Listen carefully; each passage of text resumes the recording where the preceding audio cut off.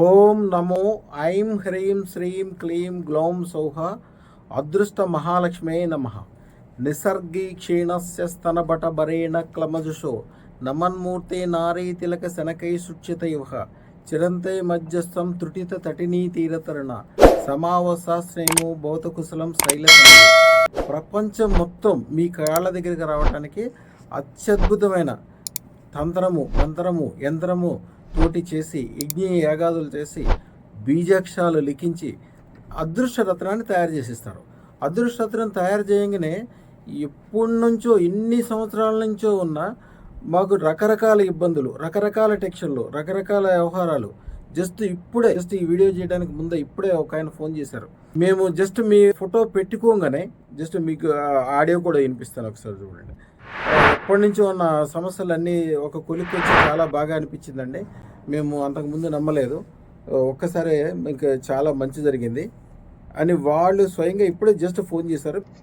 Hello hello Guruji నమస్కారం అండి. నమస్తే నమస్తే.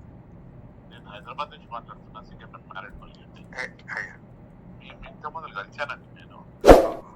అదే బాంబే కేసు బాంబే కేసు గురించి కలిశాను. మా ల్యాండ్ కేసు గురించి కలిశాను గురుగారు.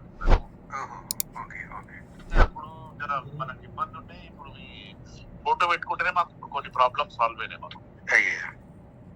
అదే ఇప్పుడు మేము కలవదలుచుకున్నాం.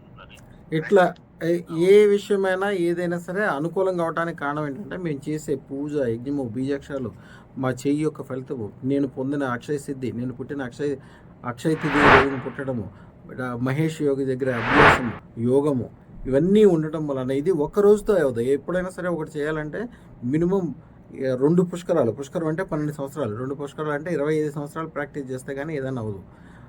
అంటే ఇప్పుడు మాకు 300 సంవత్సరాల నుంచి గురు పరంపరంగా వచ్చిన శక్తి ఉంటుంది కాబట్టి ఆటోమేటిక్గా మేము ఎవరికైనా మంత్రం ఇచ్చినా, తంత్రం ఇచ్చినా, యంత్రం ఇచ్చినా, మా చేతితో రూపాయి వెళ్ళిచ్చినా, అదృష్టం ఇచ్చినా వాళ్ళు తీరాల్సిందే. ఎవరైనా దేనికోసం మన దగ్గరకు వచ్చినప్పుడు ఒక ఉద్యోగమనో, వ్యాపారమనో, ఒక పెళ్ళి అవ్వట్లేదనో, లేదా కోర్టులో కేసులు ఉన్నాయో, లేదా కలిసి రావట్లేదనో, కాల్సర్ప దోషమనో, ఎవరో చేతబడి చేశారనో, ఏదో ఒక విషయానికి 2 విషయాలకు 3 విషయాలకు మాట్లాడటానికి వస్తారు అంతే. కానీ సూర్యుడు వచ్చిన తర్వాత మీరు చదువుదాం అనుకున్న పుస్తకం మీద ఒక్కదాని మీదే వెలుగుపడదు. ప్రపంచం మొత్తం ఎట్లా వెలుగుతో నిండిపోద్దో మీ ప్రపంచం మొత్తం అదృష్టరత్నం పెట్టుకున్నాక వెలుగుతో నిండిపోతుంది. ఎందుకని? సూర్యుడి యొక్క వెలుగు కంటే అదృష్టరత్నం యొక్క వెలుగు 1,000,000 రెట్లు ఎక్కువ. సూర్యుడి యొక్క వెలుగుని కంటితో మాత్రమే చూడగలము, అదృష్టరత్నం యొక్క వెలుగుని మనసుతో చూస్తాము.